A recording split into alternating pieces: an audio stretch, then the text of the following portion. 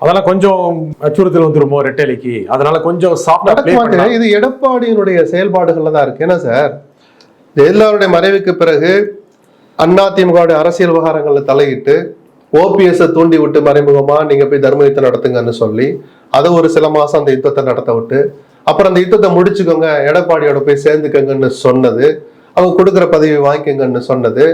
அதன் பிறகு அரசியலமைப்பு சட்டப்படியே சட்டமன்றத்துல பெரும்பான்மை நிரூபிக்க வேண்டிய சூழல் எடப்பாடிக்கு வந்த போதும் கூட அந்த கட்டாயம் என்கிற அந்த ஒரு விதிமுறையை தூக்கி காலில் போட்டு மிதிச்சுட்டு காட்டுல பறக்க விட்டு ஆளுநரை மௌனமா இருக்க வச்சு 4 ஆண்டுகள் அந்த ஆட்சியை காப்பாத்திட்டு வந்தது அத்தனையும் பிஜேபி தான். அப்படி செஞ்ச பிஜேபி அது கிட்டத்தட்ட அதிமுக பிளவுக்கு வழிவகுத்த பிஜேபி திருப்பி ஒண்ணுபடுத்துறாங்க. அதுல திருப்பி சசிகலா குரூப்பை தள்ளியே வச்சிருக்கணும்னு ஒரு சின்ன பிளவை நீடிச்சுக்கிட்டே போன பிஜேபி அந்த சட்டமன்ற தேர்தலில் கிடைத்த தோல்வியையும் மனசுல வச்சு, இந்த நாடாளுமன்ற தேர்தலில் கிடைச்ச படுதோல்வியை தமிழ்நாட்டை சொல்றேன் நான், அதையும் மனசுல வச்சு ஒன்றுபட்ட அதிமுக அவசியம், அதிமுக நல்லதுக்கு இல்லை,